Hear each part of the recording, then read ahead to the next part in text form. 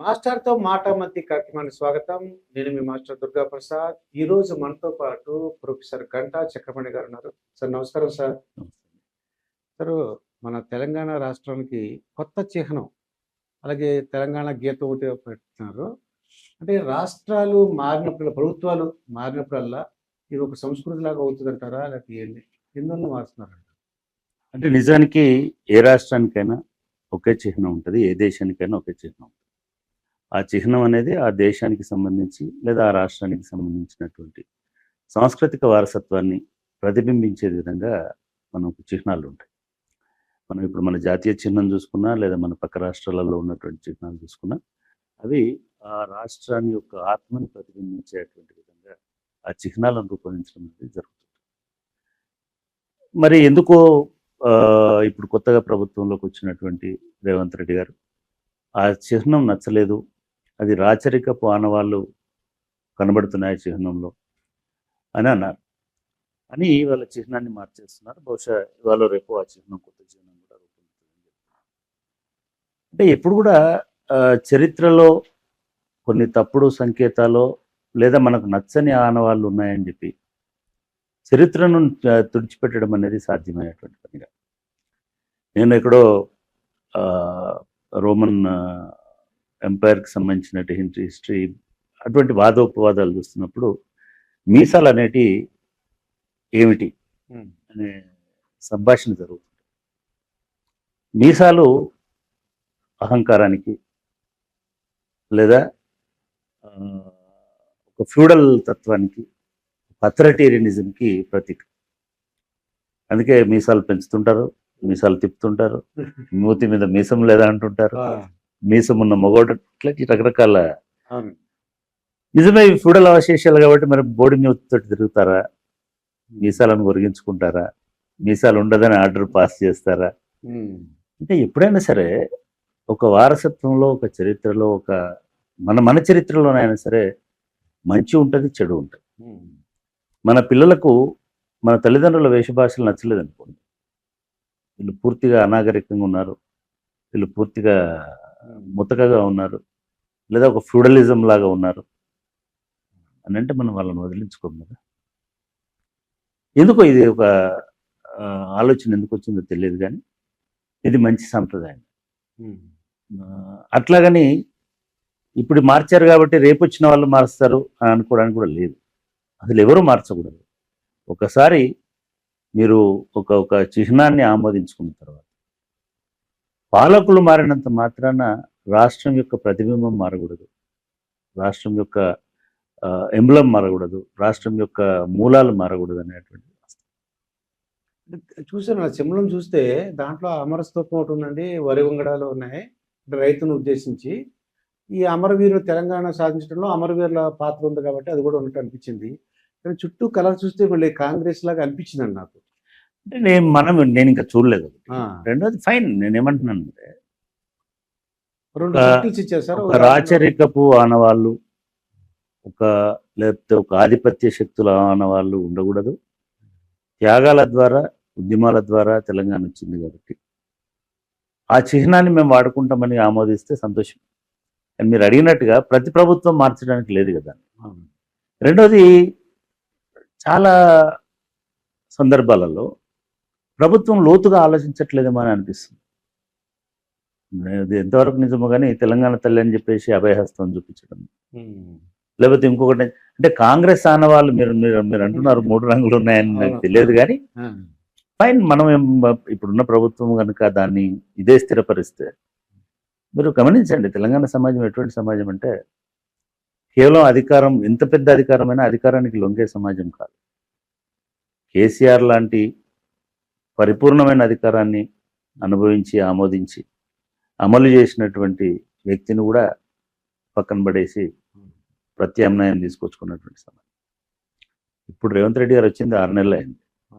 So కాబట్టి ఒకవేళ అట్లా రుద్దుదామండి, మీరు చూస్తున్నారు బయట చాలామంది మాట్లాడుతున్నారు, ప్రజా మేధావులు మాట్లాడుతున్నారు, సింబల్ మార్చకూడదని చెప్పే వాళ్ళు మాట్లాడుతున్నారు, సింబల్ ఎందుకు ఉండాలో చెప్పే వాళ్ళు మాట్లాడుతున్నారు, కాకతీయ కళావైభవం ఎందుకు ఉండాలో చెప్పే వాళ్ళు మాట్లాడుతున్నారు, చార్మినార్ యొక్క ప్రాశస్త్యం ఏమిటో చెప్పే వాళ్ళు మాట్లాడుతున్నారు. ఇంత త్వరగా, ఇంత క్విక్గా, ఇంత స్పాంటేనియస్గా, ఇంత ఇన్స్టెంట్గా రియాక్షన్ వస్తుంది కదా. ప్రభుత్వం ఏదైనా సరే, ఎప్పుడైనా సరే పబ్లిక్ పల్స్కి అనుగుణంగా, ప్రజల మనోభావాలకు అనుగుణంగా ఉంటేనే ఆమోదం ఉంటుంది తప్ప పార్టీ మారినంత మాత్రాన ఆ రంగులు వేస్తామంటే, ఆ బొమ్మలు గీస్తామంటే, అది చేస్తామంటే ప్రజలు ఒప్పుకోరు. దీని మీద ఇంకా లోతైనటువంటి చర్చ జరుగుతుందని నేను భావిస్తాను. ఎందుకంటే ఆంధ్రప్రదేశ్లో కూడా ఆ సచివాలయాలు అన్నిటి కూడా ఆ పార్టీ రంగులు వేశారండి. అప్పుడు మళ్ళీ కోర్టు పెడితే మీరు విన్నారో లేదు? అవును, చూశాను నేను. అంటే అక్కడ డెవలప్మెంట్స్లో కూడా జగన్మోహన్ రెడ్డి వచ్చిన తర్వాత బ్లూ కలర్, దానికి సంబంధించినటువంటి వాళ్ళ పార్టీకి సంబంధించినటువంటి రంగులు ఇవన్నీ వేసినప్పుడు కోర్టుకి వెళ్తే కోర్టు మార్పించింది. ఆ రంగులని మళ్ళీ మార్పిచ్చేసి మామూలు చేసి. అంటే నేను ఈ లోగోలో సరే 3 రంగులు అనేటువంటిది కాంగ్రెస్ పార్టీ కలర్ అయినా, గులాబీ రంగు బీఆర్ఎస్ పార్టీ కలర్ అయినట్టుగా 3 రంగులు భారతదేశం యొక్క కలర్ కూడా, జాతీయత కలర్ కూడా. ఒకవేళ కాంగ్రెస్ వాళ్ళని అడిగితే వాళ్ళు అదే వాళ్ళు అదే చెప్తారు, ఇండియన్ ఫ్లాగ్ని మేము రిఫ్లెక్ట్ చేస్తున్నాము, రిప్రజెంట్ చేస్తాము. కాబట్టి అది పెద్ద విషయం అని నేను అనుకోవడం లేదు. కాకపోతే దీనివల్ల రేవంత్ రెడ్డి గారి ఎవరైతే సపోర్ట్ చేసి అధికారంలోకి తీసుకొచ్చినారో కొంతమంది మేధావులు, ముఖ్యంగా పాశ్వం యాదగిరి లాంటి వాళ్ళు మాట్లాడుతున్నారు. పాశ్వం యాదగిరి ఒక 40-50 సంవత్సరాలు తెలంగాణ సివిల్ సొసైటీలో చాలా కీలక పాత్ర పోషించినటువంటి జర్నలిస్ట్. గాదే ఇన్నారెడ్డి గారు మాట్లాడుతున్నారు. ఆయన తెలంగాణ అస్తిత్వం కోసం మొట్టమొదటి దశలో పోరాటాన్ని నిర్మించినటువంటి వ్యక్తి. ఇట్లా చాలామంది మాట్లాడుతారు. దీనివల్ల రేవంత్ రెడ్డికి కొంత ఆయనకి ఇంతకు ముందు ఉన్నటువంటి బలం తగ్గేటువంటి సూచనలు కనిపిస్తాయి. రెండో వైపు నుంచి బీఆర్ఎస్ చచ్చిన పామని చెప్పినటువంటి బీఆర్ఎస్కి ఇవాళ మీరే ప్రాణం పోసేటువంటి పరిస్థితి కనిపిస్తుంది. నిన్న కాకతీయ తోరణం దగ్గర ధర్నా చేసినారు వాళ్ళు, ఇవాళ చార్మినార్ దగ్గర అక్కడి నుంచి ఒక ర్యాలీ తీసుకొస్తున్నారు. అంటే వాళ్ళ కొత్త ఆయుధాలను మీరు ఇస్తున్నారు. వాళ్ళ కొత్త ఆయుధాలు ఎప్పుడైనా సరే గుర్తుపెట్టుకోండి, తెలంగాణలో తెలంగాణ అస్తిత్వమే ప్రధానం, రాజకీయాలు సెకండరీ. తెలంగాణ అస్తిత్వానికి విఘాతం కలిగించేటట్టుగా ఎవరు ప్రయత్నం చేసినా సరే దాని మీద ప్రతిస్పందన ఉంటుంది, దాని మీద తిరుగుబాటు ఉంటుంది. దాన్ని బేస్ చేసుకొని రాజకీయాలు అనేటువంటి మారేటువంటి ఆస్కారం అయితే ఖచ్చితంగా. దాంట్లో సింబల్ ఉన్నటువంటి మీరు చెప్పినట్టు అవి కాంగ్రెస్ అడిగారు అనుకోండి ఎవరన్నా, మీరు అన్నట్టు జాతీయ జెండా అని చెప్తారు. కానీ నేను అనుకోవడం ప్రజల్లో మంచిగా, అంటే వాళ్ళకి మంచి చేసి వాళ్ళకి కావాల్సిన సదుపాయాలు కల్పించి వాళ్ళకి కావాల్సిన అంటే అన్ని విధాలుగా చూసినట్లయితే ఈ జెండాలు ఇవన్నీ చూడరని నేను అనుకుంటున్నానండి, చిహ్నాలు. మీరు నిజమండి, మీరు కరెక్ట్. కాకపోతే ఒకటి మీరు అర్థం చేసుకోవాల్సింది, తెలంగాణ లేదా కొత్త రాష్ట్రం ఎప్పుడైనా సరే, కొత్త దేశం, కొత్త రాష్ట్రం ఎప్పుడైనా సరే కొన్ని ప్రతీకలు నిర్మించుకుంటే ఒక జాతీయ భావన లేదా మేము అనే భావన, మనది అనే భావన కలుగుతుంది. అది కేసీఆర్ గారు లేదా అంతకుముందున్న ముఖ్యమంత్రి గతంలో అటువంటి ప్రయత్నం చేసినారు, అది జరిగింది. అది నచ్చలేదు కొంతమంది. నేనేమంటున్నానంటే ఎవరికో నచ్చలేదని మనం మార్చుకుంటూ పోలేము. అట్లీస్ట్ ఇప్పటికి వచ్చిన దానికైనా మనం దాన్ని నిలబడి ఉండాలి. ఇప్పుడు టీఎస్ని టీజీగా మార్చినారు. కానీ నిజంగా కూడా నేను తెలంగాణ ఉద్యమంలో చాలా కీలకంగా ఉన్నటువంటి వ్యక్తిని, ఇప్పుడు కాదు 20 ఏళ్ల ముందు నుంచి పనిచేసినటువంటి వాళ్ళు. తెలంగాణ మూమెంట్ పీక్ వచ్చినప్పుడు to claim our state, government ఇవ్వకున్నా మనమే క్లెయిమ్ చేసుకోవాలి అని అనుకున్నప్పుడు ఈ వెహికల్స్ మీద ఉన్నటువంటి నంబర్లని టీజీగా రాసుకున్నది వాస్తవం. అట్లాగే బోర్డ్స్ అనే టీజీ తెలంగాణ రాష్ట్రం అని. అంటే కొత్త రాష్ట్రం ఏర్పడడానికి చాలా ముందు ఆకాంక్షను వ్యక్తం చేయడానికి ఇవన్నీ చేసినమాట వాస్తవం. కానీ రాష్ట్రం ఏర్పడింది తెలంగాణ రాష్ట్రం ఏర్పడినప్పుడు ఆ రాష్ట్రాన్ని తెలంగాణ రాష్ట్రం అనే పలుకుతారు, టీఎస్ అనే ఉంటుంది. తెలంగాణ అంటే పరిపూర్ణం కాదు, తెలంగాణ అనేది ఒక భూభాగమే. కానీ ఒక పొలిటికల్గా ఒక స్టేట్ అయినప్పుడు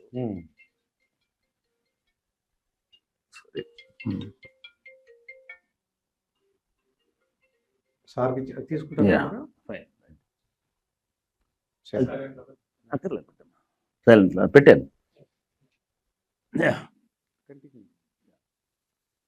కానీ ఇప్పుడు మనకి టీజీ అని అన్నది ఒక ఆకాంక్ష.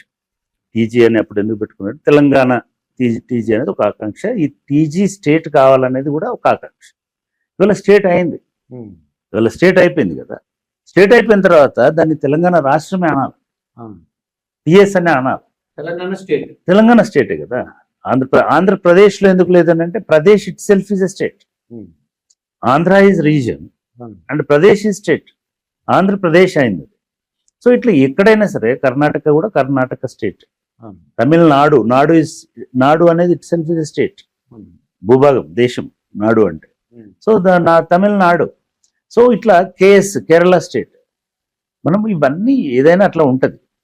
కానీ టిఎస్ అంటే టిఆర్ఎస్ ని ప్రతిబింబిస్తుందని ఎవడో చెప్తే దాన్ని కూడా మార్చేస్తాము, మేము టీజీ చేస్తాం.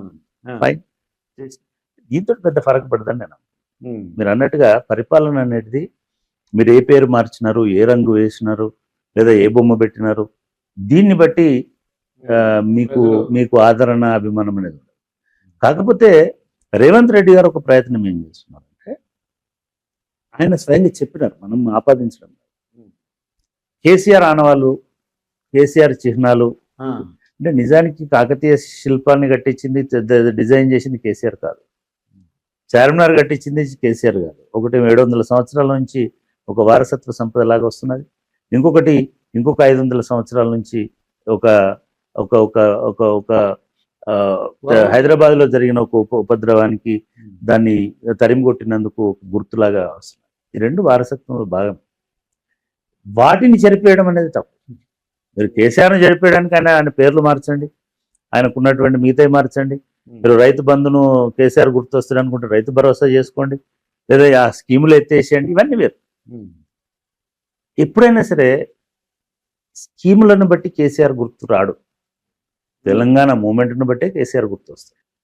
ఇవాళ మనం కొత్తగా తెలంగాణ మూమెంట్ చేయలేం, అంటే కొత్తగా దాన్ని మార్చలేం. ఇప్పుడు ఎట్లా ఉందంటే మహాత్మా గాంధీ ఎవరో తెలియదు అని ప్రధానమంత్రి అన్నట్టు, సినిమా వచ్చేదాకా మహాత్మా గాంధీ ఎవరో తెలియదు అని అనడం ఎంత అజ్ఞానమో. తెలంగాణ పేర్లు మారిస్తే కేసీఆర్ కనుమరుగైపోతాడు అనుకోవడం కూడా అంతే పొరపాటు. సో కాబట్టి దీని మీద కాకుండా డెఫినెట్గా భవిష్యత్ కార్యాచరణ మీద, పథకాల మీద, ప్రజలకు కలిగించే ప్రయోజనాల మీద, వాటి మీద దృష్టి సారిస్తే మంచిదేమన్నా. ఇదండి గంటా చక్రపాణి గారితో జరిగిన ఇంటర్వ్యూ. మరొక ఇంటర్వ్యూతో మీ ముందుంటాను. మీ మాస్టర్ దుర్గా ప్రసాద్.